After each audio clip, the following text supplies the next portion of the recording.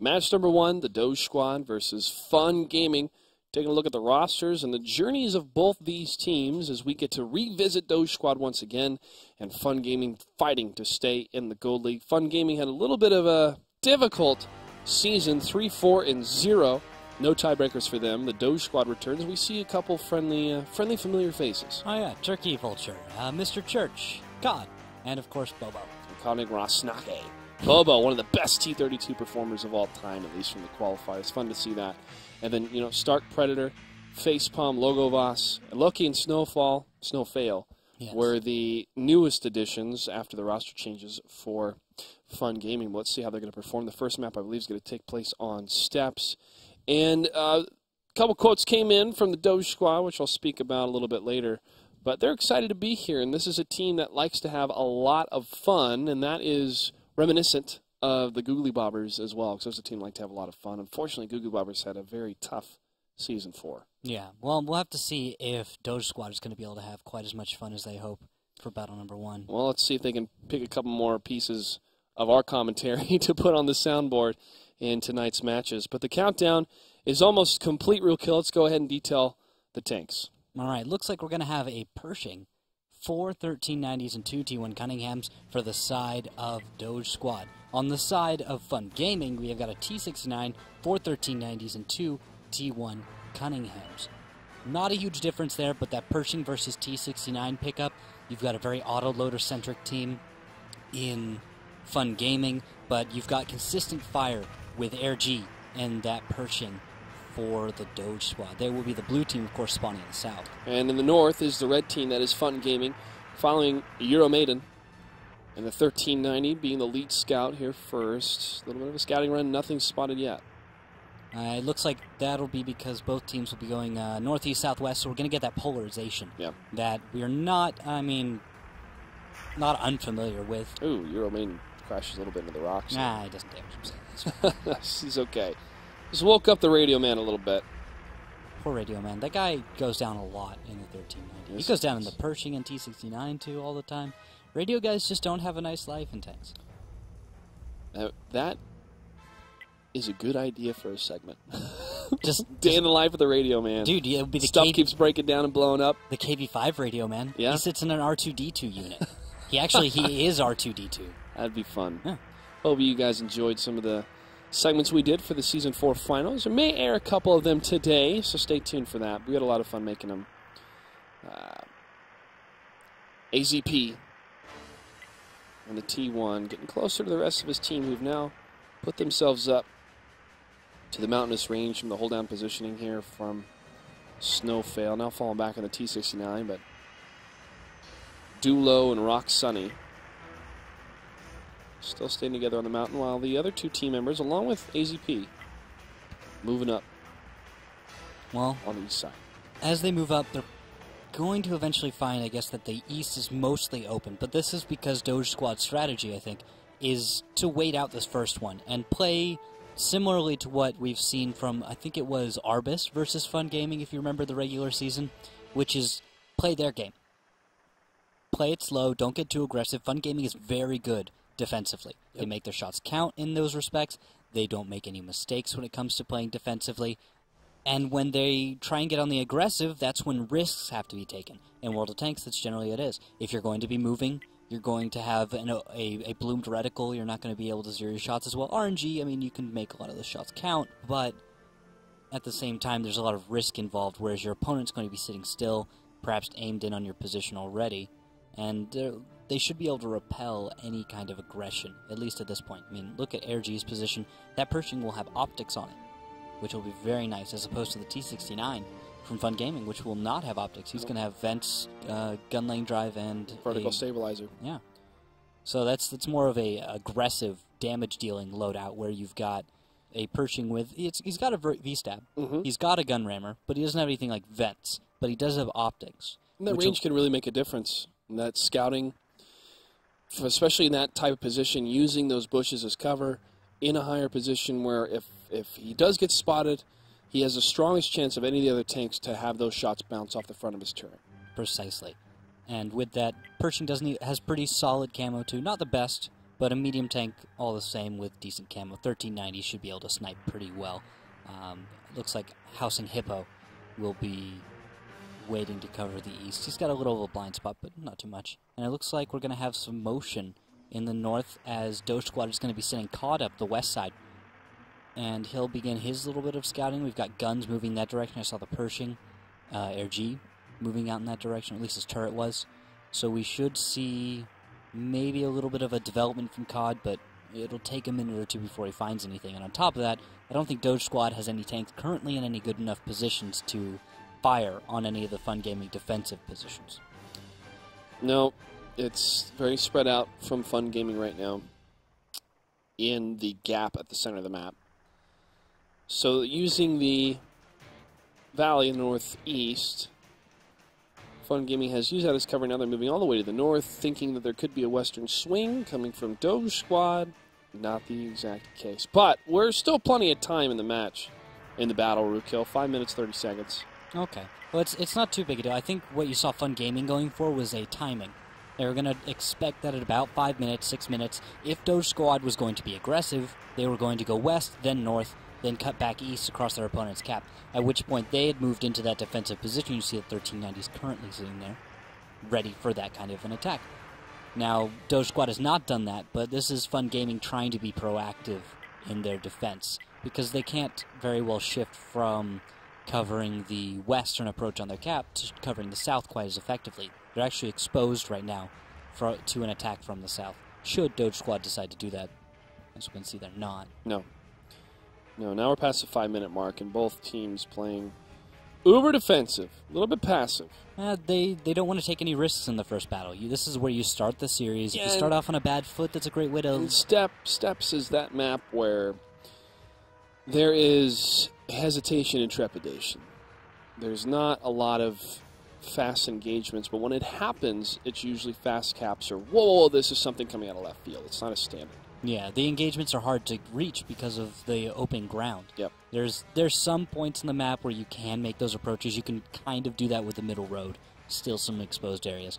And that's why this map tends to favor light tanks in such a way. Strong vision, strong crossfires, you've got everything locked down. It's very slow and difficult to try and make a push. And if you do, it's very easy to get flanked. Very easy to get someone caught out of position.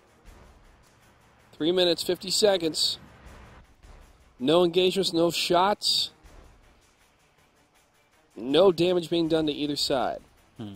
Well, as I look at Doge Squad, and I'm just trying to characterize the way they're playing right now, which is, it looks like they're going to be going for a little scouting. They're having COD do a little bit of that, but it looks like the T8s are unwilling to really take any risks early on in the series. They want to hold on to their hit points for if the tiebreaker comes, and also they want to not risk losing a battle just out of maybe getting too aggressive too early, because they know Fun-Gaming.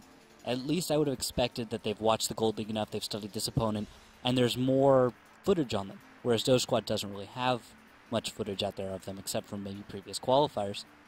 Doge Squad can then play against Fun-Gaming in a very deliberate fashion, which is this. Northeast, still covered by Fun-Gaming. Let's check in the positions of these tanks. Got Rock, Sunny, and Dulo. Furthest to the north, two 1390s. They're looking on the western side for that approach coming from, well, COD would be the first one they would see if he went all the way. Snowfail, a little bit further south, then cruising into the Charlie Delta section on 7 and 8. We have Predator, 1205 in the 1390, followed by Euromaiden. Fun-Game. It's the Fun-G at the end of the name. It's going to be holding in the most center section of the map. More the open fields in that center section. Some would call it the grassy knoll. But now Fun-Gaming has sent a couple other tanks to the south. That's AZP and Cyapunk.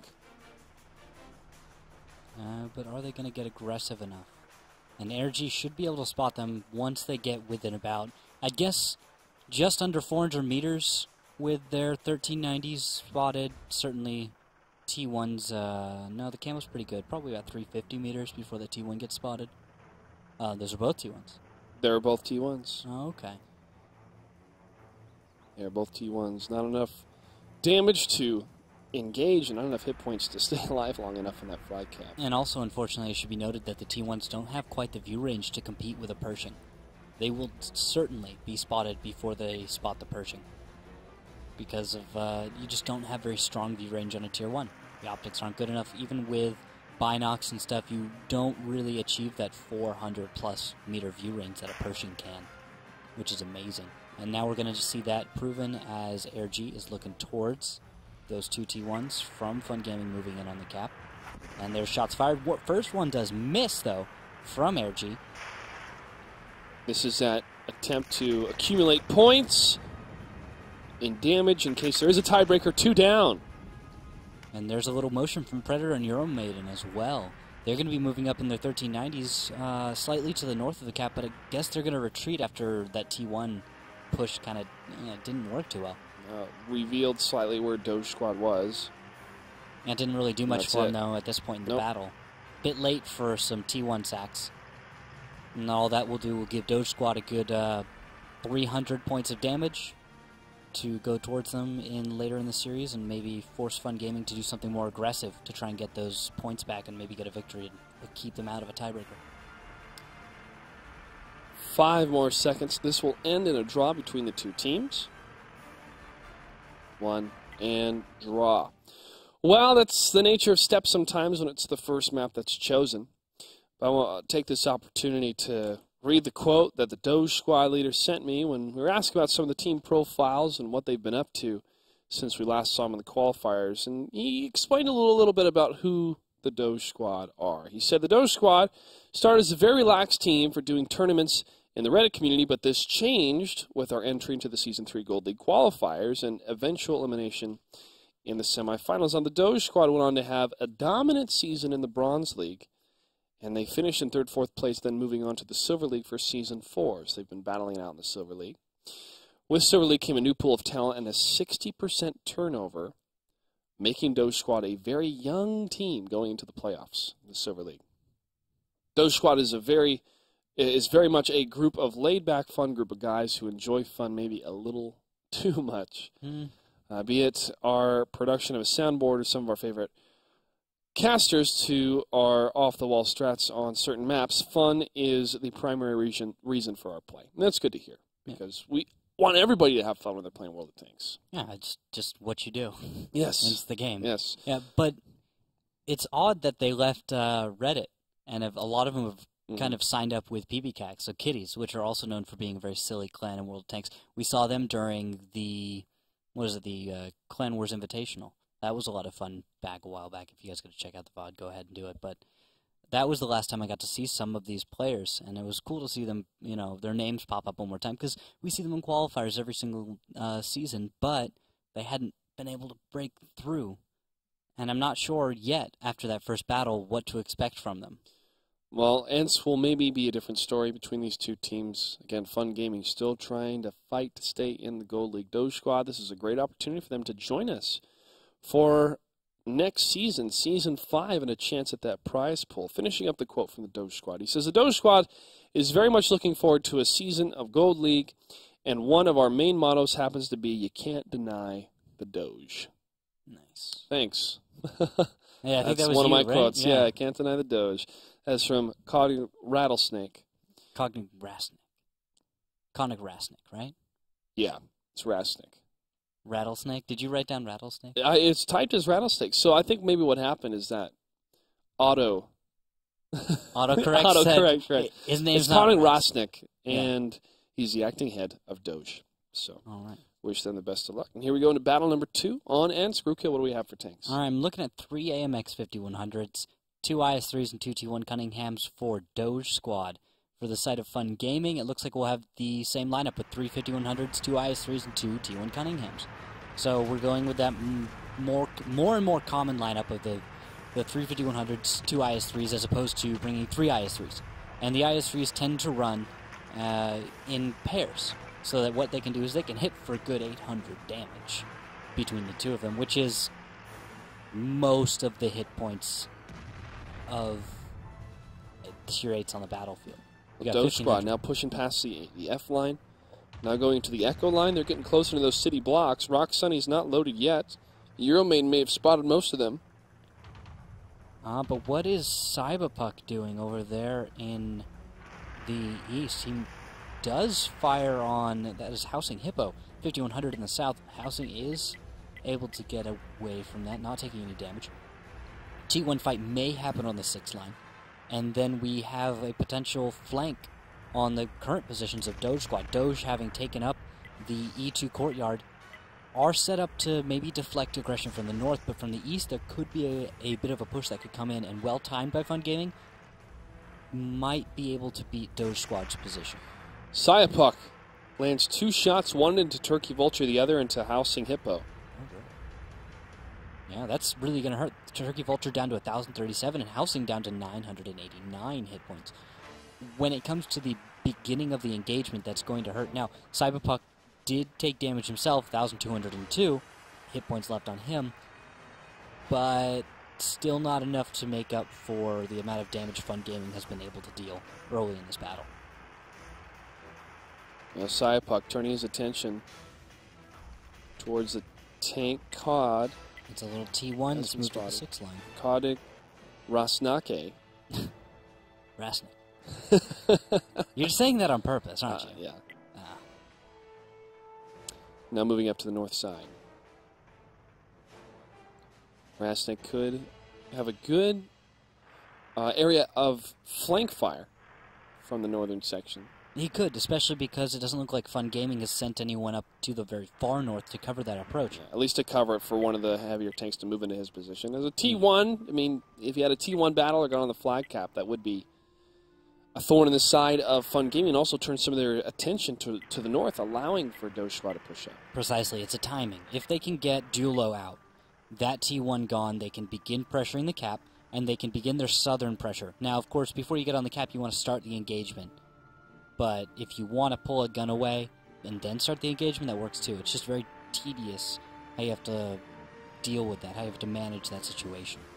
Because one little mess up between getting on cap and starting that fight will pretty much offset things pretty hard.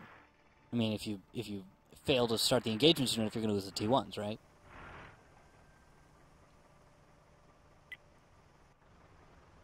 AZP still hiding in the keyhole window section. Now pulling back. Taking a look at the T1 positions for Fun-GaminG. Snowfell hiding in a corner. Currently in Delta 3. Yep, that's a little proxy spot. And he's going to be... Let me find Bobo. Right on the other side of Bobo. And they'll keep themselves perma-lit. Bobo, if he tries to pull out, they'll know which way he's going. Oh, a little damage there. Koenig. Rastik doing some damage against Dulo. Dulo has to leave. Nice, that'll pressure him out. That could allow for COD to move up. Especially if they can get the spotting onto the IS-3s, and then COD might be able to get across. Dulo, still running. And we've got shots back from Snowfail.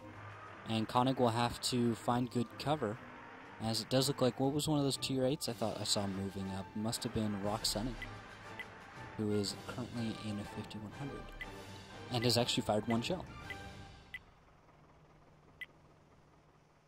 AZP and Saya still holding together in this keyhole position, not pressing in the open courtyard down to the south, where Housing Hippo is the only one in that section. The rest of his team on the western side.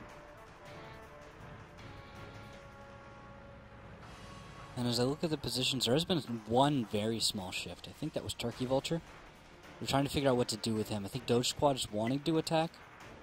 I'm not sure. Although Turkey Vulture's positioning currently is such that he's actually playing defensively, creating a crossfire so that when the flank happens from the east, from those 2 IS-3s, we'll have a 5100, 2 5100s actually, able to put fire on that flank and be able to shut it down very quickly. So good heads-up play by Doge Squad. We'll have to see if Fun-GaminG falls for that, or if something else happens. Now, COD has gone down in the meantime. Cypuck got that kill. Now he's loaded.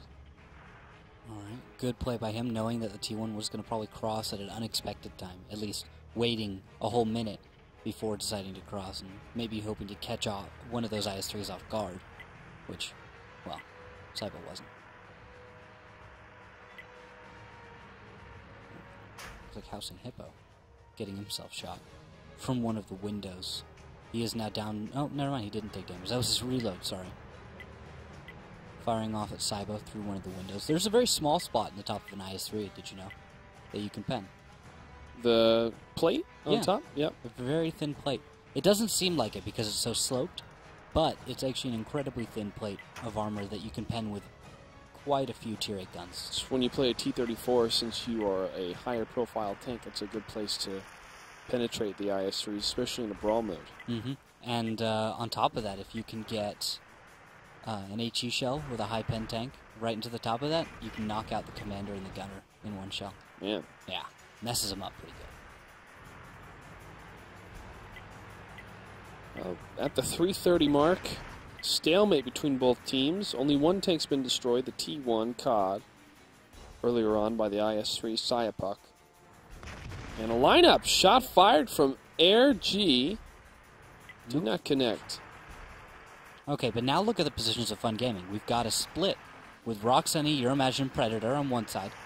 And that is... Okay, that's all their 5100s. And they're going to begin moving. Now, we've got Bobo, a bit cut off. He's going to be pinched right here. There's not a proper reaction from Doge Squad. They're not set up for this. And Bobo gets taken down. Air G firing twice into one of the tanks that's spotted further up, one of the light tanks. And now it's the three heavies pushing up towards Air G. No, he's not in a good position. He might be able to get out without taking too many, but he does take one, burns his kit for it, and now Rollrolled moves in, but bounces off the top of Euro. Not able to get his shot quite on target, and now shots returned onto Rollrolled. He has to get into a position in order to try not to die. Now with the flank moving in from the east, we have IS-3s coming to join the fight in just a moment. Turkey Vulture moves into the fight, and Euro may go down in reply to the Bobo loss. One more shot and Euro will fall. Rock Sunny on the reload. There goes Euro. Air G cleaning that up. But the push coming from Sayapuk. AZP took too much damage, but he's trying to clear the way on the F road. Turkey Vulture and Air G waiting for him. Air G still on the reload. Turkey Vulture gets hit for 420. Shot into the tracks of AZP. AZP still on the reload. Can he get the shot against Turkey Vulture? He can. Turkey Vulture able to get that kill with barely any hit points left. 445-24. Fires in a duelo, but Sayapunk gets the kill against him. That T1 could have destroyed that 5100. Very easily. Now Rollrolled appears... Has he disconnected? He's not moving. Or... No, he's back now. If he was gone before, now he will fire, gets hit, but 282, 608, and he will go down. One more Tier 8 remains with that being Air G. Oh, Sayapuk, Predator need to figure out who's going to go first. Predator gets the kill. And now one tank remains. Koenig. Rasnik still on the run in the south. Sayapunk and Predator are going to have to cut him off along with Rock Sunny. It's not smart to go all in the same direction. They need to split up to find this T1. Yeah, and that was a well-executed push by Fun-GaminG. They really picked apart their opponent, took the time to measure their positions, and from there just made a solid push. Minimal losses, I'd say, in exchange for all of those Tier 8s. Well, they know where this tank is. That's why they're all heading in the same direction. I hope Snowfail. No, they don't know. They don't know. He's a ninja man. He's just 45 seconds. Oh, are you? No, he couldn't reset. There's no way. He's gonna go for it. Oh, if he they does fire, and he cannot penetrate. And on the run, they kill him. Nah. 30 seconds left. Plenty of time to get that flag cap. And Fun-GaminG takes battle number 2 on Ensk. That push was well done. Yes. I think so. They recognized the position held by Bobo in the IS-3, where he was being proxy spotted. They realized this guy is kind of cut off. He doesn't have good support. There's an IS-3 in a window position that cannot move forward to cover him and can't really find a good angle if we just go around this corner. 5100s nuke him. He doesn't have time to reply, doesn't have time to deal more than 390 average damage. And from there, it's a 4v5, and it throws everything into your favor. Yep. It's the isolation principle. If you can isolate one threat and destroy it, the enemy becomes weaker. If we look at the overall stats, a little bit of friendly fire, only 2 damage caused by Predator. He was 10 for 12 almost 2,600,000, or excuse me, 2,600 damage. 2,600,000 damage would be game-breaking. There would be something wrong. I don't know if that's possible. That would be the MVP for a generation. 7 for 12 for Sayapok at 1560. Rock Sunny, wow, 5 for 10. I mean, 7 direct hits, but 2 of them did not penetrate. I think Rock Sunny was the one who fired off a little bit into the distance towards Koenig earlier in the battle, so I think a few of those were just trying to get the T1 at range that wasn't really reasonable. Yeah, you allow for some blind fire. Yeah. You have to. You have to. But the 7-5 direct hits penetrations, there are a few bounces in there. They still were able to be effective with it, but I think they would have had an easier roll if they'd been able to make those connections. But it happens from time to time, especially you saw IS-3 bouncing off the front of a 5100. I mean, when you have that sharp of an angle, it's such effective armor that anything would bounce. Difference with Doge Squad and Fun-GaminG, Doge Squad only had one tank that did over 1,000 damage. Everyone else was 800 or below. They got wiped. They got completely pushed in. They were not able to react in time. They didn't have any tempo control. They're going to have to get that back in this next battle. Battle number 3 is going to take place on Himmelsdorf. Rookhill, what do we have for tanks? We have 3 AMX 5100s, 2 IS-3s, and 2 T1 Cunninghams for both sides. It's going to be a mirror matchup. Mirror matchup. Yeah. First one of the relegation matches tonight, but it's only the third battle. Yeah. Third battle, match number 1. And let's find out which way they're going. In the blue to the south, that is the Doge Squad. And they're heading towards Tank Alley, possibly the hill. Fun-GaminG in the red to the north, they're all west. Oh, wow. Doge Squad. They are doing it. They're going to go all hill. Just everyone up and over. Oh, wait, never mind. Rolled. He's going to stay behind. He's going to stay behind to watch the 8 line, check out some bananas, do what he does. Well, the rest of Fun-GaminG, all Fun-GaminG, are going to be nowhere east of the 5 line down the middle.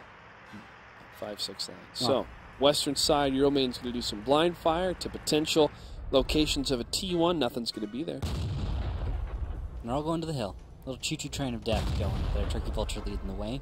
Housing Hippo, Energy, Cod, Bobo. And they're going to have Koenig moving up again. He does not have the 20mm cannon on his T1. He opts instead for the 37, which has good pen, but slower rate of fire, slower DPM. Slightly. A little lower DPM. But the pen kind of makes up for it. The 20mm, you bounce a lot of shells.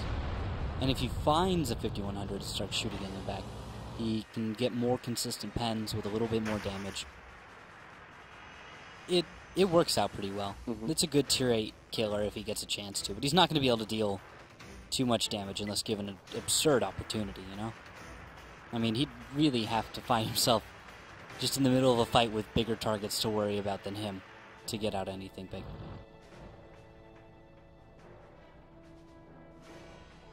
Fun-GaminG still holding on to the same area. They haven't left, while Doge Squad on that hill.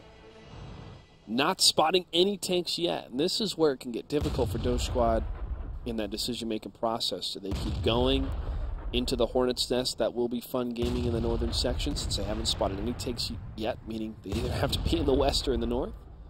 Or do they pull back and do a two-prong approach, maybe using that Tank Alley? I think they can safely do any of those options. They can safely go up and over across the hill, you know, right down into the 8 line would, in this situation, have the same results. Or in the end, they're going to find their opponent, they're going to be in the northwest, and they're going to have to figure out what to do about it. It's the approach that they make. Are they going to go from the northeast, from perhaps south up the 5 line, or hopefully not from the southwest? I'd hope not. That's waiting to die. Oh yeah, that's way too much damage. If you were the commander of Doge Squad, what would be your choice, Rookhill? Oh, well, let's go up and over the hill, save themselves some time, and let's get as close as we can and see if we can snipe out a little damage. Maybe send someone to... You see where Rasnik is right now? On the top of the hill? He has an angle, actually, on Cyberpuck. And you can put someone in this area and have them fire from outside of spotting range into that position while someone else spots that, maybe creating some kind of a distraction. And you can see that direct line. Now, the players can't see each other right now. We can, as the observers. But on occasion, you see blind fire go off in this direction. As you can see, the 5100 is watching and waiting, and he may blind fire. But when he does it is the most important, because there might not be a tank there, and they're good. Right now, there's Turkey Vulture. Big blind fires in that corner right now. That's a good. Yeah, there was some blind fire earlier, but not coming from Predator in the last 30 seconds. But if he fires, that's a good 300 damage he's going to have a lead on, which will hurt Doge Squad's ability to attack. They need all the hit points they can, because they're going to pay a toll in order to get into an engagement. They're going to take perhaps, let's say, 1,000 damage just to start the engagement. And that's being conservative, I think. Well, here's a split from Doge Squad. Now one heavy tank is staying in Bravo 0 along with the T1. The rest of the heavies heading towards the 7-8 line, Tank Alley. Yep. Housing Hippo and Air G, opting instead of moving from the east, which is a safe bet, I'd say, because you're going to have a completely covered angle of approach. Cod and Bobo moving up. I think they're going to be going for maybe a 5-minute timing, a fast cap, instead of a real engagement. They want to leave that safety net, because they are down one. They need to be aggressive, and they don't really have any advantages yet. Same tanks on either side, no hit points traded either way. They need to find a place to get that advantage, but where are they going to do it is the big question. Let's talk about the speed factor. Okay. Especially around these corners. Some teams will send that first tank, he gets spotted, he gets seen, he hesitates, and he pulls back. That's not the correct move to make. No. Forward is the best direction. If you're going to take hits, it maybe there's a slight exception. Yeah. Like in general, that's right. Of course. But you want to keep the momentum. Like, yeah. Slowing down around the corners, when you know you're going to fully engage on the corner, you keep that momentum to keep pushing forward. And if you get tracked, you get tracked. Yes, that can happen, and it could be a good shot from the enemy. But that's where your teammates need to keep moving forward as well. Precisely. Okay, now I see what you're getting at. Yes, if you're going to begin the engagement, you start it. You don't take a hit, decide I'm not going to start the engagement. You decide you're going to or you're not. Maybe you decide this isn't an engagement we can win. You make that judgment, but you made it at a bad time. You've taken damage for it. There's a lot of hypotheticals that can change that, but for the most part, yeah, I'd agree. If these guys are going to begin an engagement, if Doge Squad is going to engage on Fun-GaminG, they need to figure out how they want to do it and go. Because they're not going to get a lot of chances after this from Fun-GaminG to get back into this series. There's been one draw already. They are down one. If they lose this one, they have to win the next two. Yep. If they draw this one, they have a little bit of an easier time. If they win this one, then they're in the clear. They're fine. And they just have to pick up another win and they'll take it home. But right now, Fun-GaminG is looking really good. They're sitting pretty on a 1-point lead with a draw, and they can play defensive, especially on Himmelsdorf with the north side. That's what Fun-GaminG excels at, is punishing the movement of their opponents. We saw that in the series they had against Simple Tankers. Shot fired towards the wall where Sayapuk's presence is close. I think they were HEing one of the covered positions to make sure nothing was hiding behind there. I did notice that was an HE shell from Bobo. Well, it's actually just a building. No, the HE shells. Oh, hey, Cod has taken a hit, 363 from Saiba for poking out a little bit too far. Let's see where that shell went. Oh, wow, he poked way out. And here we go. The engagement begins. We've got Cod taken down to half, a little bit less. 930 damage just to start, and Saiba is not loaded in time. Cod will get to cover, and now he's going to need Bobo to keep him safe. Rock-Sunny Predator and ACP around this corner, unleashing hell against the press that came from Doge Squad. And now one of the T1s is down, Konik. Oh, now Cod getting a little risky there with his IS-3. Bobo is going to be facing off against Az, and they will trade damage. Az coming out a little bit behind. Ooh, big bounce, and Predator returns fire, taking down Cod. Nice shot into the top of his turret. That's going to give a little bit of a lead there to Fun-GaminG. They should be able to roll over with this one, especially with Euromash moving in from the south, having flank fire on the positions of Doge. Now, they do have 4 shells between those two 5100s, and they can move in on Euro, not finish him off, but perhaps force him to run back. Bobo All alone, fires into Predator. Predator fires once. Can he get twice before he gets hit from behind? He actually cannot penetrate that second shot. It goes into the tracks. AZP pushing up against Bobo. Tracks him again. Bobo fires for 340. The two T1s down south trying to get on that flag cap. AZP trying to clean up the north. There still is an overmatch. Well, there was. Turkey Vulture takes down Sayapuk. But Bobo falls. And Dulo falls to Roll to the south. If they're going to get a win, it's going to have to be a cleanup on two more of these tanks, Euromaiden and Turkey Vulture. Turkey's got 2 shells left. Not enough damage to kill any of these tier 8s. And they're just going to ignore him at this point. They've got the cap, and Snowfail is on there. Rolled. Fires off in the distance. Oh, Euro. Barely staying alive right now. Zeroing a shot, looks like. Euromaiden gets the kill. 1 tank left alive, 41 seconds left. Az and Rock Sunny working together, and they get the shot and the kill. Fun-GaminG is up 2-0 against Doge Squad, 1 battle away from securing their spot in the Gold League. Doge Squad has to win the next 2 battles to take us to a tiebreaker. And after that, they have to make sure that they did the most damage so they can choose to be the defender. That is the most advantageous based on the performance of all the teams that have chosen either attack or defend on that tiebreaker. So Doge Squad's in a really tough place. Really tough place. Fun-GaminG, 1 battle away. Yeah, I'm a little worried for Doge. I feel like there were a lot of problems when it came to that engagement as far as timings. 5100s, maybe not quite in the positions they could have been to begin firing on tanks that were spotted. IS-3, I think it was it Bobo that went down first? Who dealt the least amount of damage? No, I think it was COD. Yeah. COD went and took that unfortunate hit for a good 390-ish damage. He was the first to cross. Yeah, and he took damage, and we talked about that a moment ago in battle, actually. You were saying, going around a corner, taking a hit, and backing off. I think it was more a mistake of COD peeking out, taking the hit, and not being prepared or just misplacing himself slightly forward.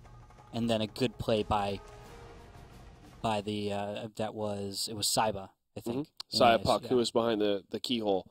Yeah, he was in a great position. So you knock out that IS-3, only does 349 damage in that match. Bobo did 1855. He was 5 for 7, but that's the losing side of that last battle. That was Doge Squad. Take a look at the winning side. Rock Sunny, 1860, 7 for 7 in his 5100. Okay. Euromaiden, 7 for 23.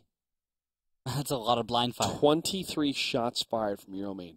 Wow. I don't think I've ever seen that many shots fired from 5100. I think we have before. Hammer Time versus... That's 4 drums. Hammer Time versus... Almost. Hammer Time, was it Hammer Time versus Fun-GaminG in playoffs? Was that it? I think it was. We'll have to look at the report. A lot of shells fired in that one that nothing hit.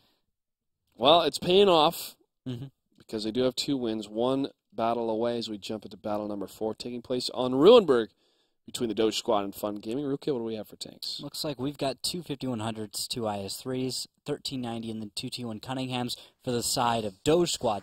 Fun-GaminG will have 2 5100s, 2 IS-3s, 1390 T1s. So that 1390 meta has come back. I don't know where it ran off to, but it's back and I like it. That sniper.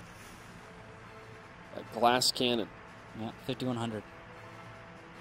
Well, Fun-GaminG sure to have a couple smiles on their faces as they can almost close this one out to secure their place in the Gold League. We'll see. Doge Squad can come back and tie this one up if they win the next 2 battles. But that's quite a feat against a team like Fun-GaminG, who performed exceptionally well against #RU, if you remember at the beginning of the season, Season 4. And now, here's the opening push. Bit aggressive from the IS-3s. Bobo, moving up into the middle, is going to be very exposed against the positions of Fun-GaminG, but he may be able to get some flank fire in there. He is zeroing a shot. But does he actually see anything? Shot bounces off his turret. And he's looking for it, fires, but no connection yet. Saiba also firing, and Roll firing. Looks like Bobo is going to back off, take a hold-down position. So this is maybe not the best place to be. And actually, if Doge Squad, if their 5100s are discovered, I'm expecting a full-on push from Fun-GaminG. It's going to be a 5v2 or 3. Where's Turkey? Yep, 5v3. And there's not going to be enough damage there to stop Fun-GaminG. Those IS-3s are completely out of position, unable to cover their allies if that engagement were to begin. And I think Fun-GaminG is going to begin to feel that out right now. All in the Delta Village, except for those tanks in the city side. If they were able to push forward north and do some scouting, they could put pressure on that flag cap, which can really dictate what happens on this battlefield. Yeah, the flag cap could be the saving grace for Doge Squad. They just have to get that T1 win in the north. I think that's ConG. ConG can save this battle. Snow fail, first to fall from COD. They sack him for that, but it could pay off, especially if they recognize the weakened position of Doge Squad. They were able to execute on that on Ensk, and if they could probably do the same here. Oh, nice! We've got something very cool, which I don't get to talk about a lot. Right through these buildings, guys, there's little holes, little gaps, and as you can see, that's an IS-3 right there, right in there. And that's Az. Az will be there, able to fire through. Turkey was not paying attention, and for that he has taken an IS-3 shell. That was a big hit. Yes. Shot fired coming from the side of Doge from Air G2. It looks like Rock Sunny took some damage. Nice in play. That volley. That's not bad. That actually can work out pretty well. If they can get damage leads like that, that could be a point where Doge Squad isn't going to get crushed in the push from Fun-GaminG once they discover everything. They do know that Air G is to the south now. They know those IS-3s are to the west. And what other intel should they have by now? Their T1, they sacked it. Az is peeking out. Turkey is in the open. Shots fired at him. 653 from that, and I think that was an IS-3 from the west combined with Housing Hippo. Alright, that should force Fun-GaminG into a weird position. Az gets hit for 362. He has to fall back. Oh, he could take one more. IS-3s. Do they have the shells? Roll's reloading. Bobo. Does he have the shot? Doesn't look like he sees him anymore. Now the position right now for Fun-GaminG is that if they play defensive, if this ends in a draw, it's game over. Because Doge Squad would have to get 2 wins.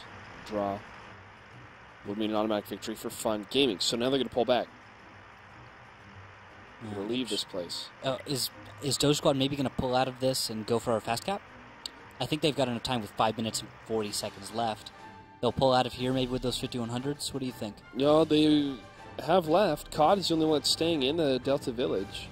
But if they're going to make a decision, they have to do it quickly, because even at 5 minutes and 30 seconds, if for some reason one of the tanks gets caught off guard, tracked, and taking a lot of damage, they'll start to hesitate, not push on the exact timing that they want. But here's the defensive play coming from Fun-GaminG to counter that type of aggression against their flag cap. That's a heads-up play. Really smart move from Fun-GaminG. If we see a risk from Doge Squad, we see Turkey and the T1 ConG move up a little bit too aggressively, that's a point where I expect we could see Fun-GaminG take this battle. Doge Squad, of course, if they discover this west side movement, if they discover that the Tyrians have moved back to cap, which Turkey Vulture may be able to do, that could prompt them to push through the Delta Village and get control of that, which the south team with control of Delta Village, it can be highly effective. And now we have shots fired, 249 into... Oh, Az will go down. Turkey able to pick off a tier 8, and that's a huge advantage right now for Doge Squad. They've also picked up on the fact that the west side motion is currently being done by Fun-GaminG. They know what's happening. Roxanne, I believe, may have taken a shell as well, down to 848. And this is that push. That's where it needs to happen. Housing Hippo, Air G moving back up. Instead of going around for a fast cap, they can now take the Delta Village and fire onto the pinned positions of Fun-GaminG. In the meantime, IS-3s, that's Bobo and Rolled, are going to be moving up at the 3 line. And with that, they can cut off any escape from Fun-GaminG in the west. And at the same time, bring in some cover fire from the east. It's a very risky position if Fun-GaminG can execute well and actually break out of this surrounded position, but very difficult to execute on. They're running out of time. Doge Squad has got to make a move fast. Saya Puck is in a really good position, along with Euro Maiden, to halt this progressive push from the Delta Village past the TIE Fighter into the north. And now they take down COD. Oh, that's not a good loss. COD could have been so useful to get any of those tanks in the A-line spotted, and I don't think there's going to be any real reply there. Housing Hippo, not quite in a position to get there. Air G, not much the same, unable to get any angles on any of those curates. Who's going to be able to get the spotting? I think it's Turkey Vulture that I would be depending on right now to get the hits that he needs. But hesitation is going to hurt Doge Squad. Their inability to take the risk, or I guess their hesitation against an opponent like this. I mean, one mistake in the push, and you lose curate. It's back to even Stevens, and well, that's when it all goes down. That's when it all goes down. That's when it's a win for Fun-GaminG. Yeah. Still waiting, Doge Squad, for you to make a move. 2 minutes and 46 seconds. Every tick of the clock is a benefit for Fun-GaminG. Yeah. Bobo rolled. We could see reverse angling here from the IS-3s. That could do Euro it. Maiden fires from a distance, takes one hit towards Air G. Was there any replied? No, there was a second. There was a second shot coming either out of Sayapuk actually, but did not land. Okay, a few missed shells there. That could be an opening for some motion. Now Koenig is moving in, and he's very, very close to the cap. He moves out. He is on the cap now. He will discover Predator is there, and that will be interesting. Predator in the 50. Nope. T1. Dulo gets the kill, and I think Predator may have avoided being spotted. Now we've got IS-3s. No, he was not. Surprise, IS-3s moving in on Predator, but the crossfire from the east is going to destroy these IS-3s. They're going to get ripped apart, and with that, the motion from the 5100s in the east doesn't look like they're going to be able to get the hits they need. Great job of this crossfire. Predator's in a prime position. He did soak up a lot of damage, but he's still in the fight. Bobo now looking at two different sections. One shot from Predator. Bobo fires back. 660 now volley, and Predator takes him down. Both those IS-3s are gone, and that is less of a threat coming from Doge Squad. Now the rest of Fun-GaminG are going to press up towards Turkey Vulture. They need to be cautious, though, because Turkey is doing a lot of damage towards Fun-GaminG's movement. Rock Sunny now trying to get it behind Sayapuk, as the rest of Fun-GaminG have moved from the northern village. Still two of those heavy Tier 8 tanks moving towards them. Air G takes a shot from Sayapuk, as Rock Sunny's still trying to stay alive at 50%. Oh, he falls at about halfway to go on his reload. Double tap as well. Oh, and a nice shot on the move from Saiba will put Air News down at 172. Turkey Vulture, though, will he be able to escape is the big question. He just needs to kite this out and bring these tanks back towards the east, towards those 5100s with 45 seconds left. It's going to be... Fun-GaminG has to be cautious because there's slight chance Doge can maybe get it. Oh, Air G still kind of far. Predator, come on, get the shot. Can't get it. Turkey Vulture needs to get on cap. It's the only way to save this one. Yep. It's very, very close. We do have 24 seconds on cap with just a second more. If Turkey can screen this, oh, that's where it one. happens. There's one. Predator falls. Just a couple seconds left. Fun-GaminG shouldn't have left that defensive position. No. Well, they didn't have a lot of options. It's a very difficult situation. Now AirG needs to back off. Julo could be moving up. No. They don't. Oh, 1 second left. One, and they can't get it. It's a draw, meaning Fun-GaminG takes the series 2-0. I completely missed that part. There was a reset somewhere in there. And there was a small moment when they had it. Just a very small window when Doge Squad would have been able to win that, but Fun-GaminG proves their worth. They do. They stay in the Gold League. Doge Squad is going to have to try to join us via the qualifier. So best of luck, Doge Squad, if you do sign up. We hope you do. And I saw some potential in that last series, but you waited way too long. Again, I don't understand the mentality of these teams. Well, I do, but they shouldn't do it. It's a mistake. We need to wait. We need to wait till 2:40. Not when you have to win. It's you either make it or break it when it's a must-win scenario. Now, there is another point, which may be that these guys are saying, these are gold teams, guys. You know, these are the big guys. And maybe they're a little bit hesitant to take risks because they know these guys are so good. I'm not defining this just to what we saw here. This has been constant throughout the season, where we see teams that are down 2-0 and it's still 2 more battles left, so they have to win every single time, and they're just watching the clock run down. You are in a must-win scenario. If it's a draw, you still lose. Yeah. If you can't break it, you're not going to break it at the 5 minute, you're not going to break it at the 3 minute, you're not going to break it at the 2 minute. Who says you're going to break it at the 1 minute? Yeah, I guess that's a theme from #RU versus Simp in the finals. Yeah. Yeah, it happens on every level of play. That's fair enough. But I'm not sure if the reasons for it are Doge Squad maybe not being quite as comfortable. I think that's what it is. It has to be comfort. Well, of course. In this very specific scenario, yes. And Fun-GaminG is a team that has taken second and third place at Russian lands.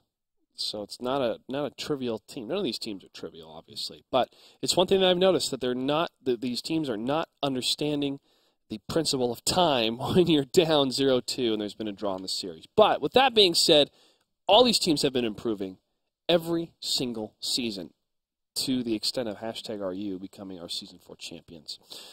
We're going to get ready for the next matchup, Roadkill, and that's going to be the Googly Bobbers versus Penguin Mafia. Hold My Beer Tactics return after this.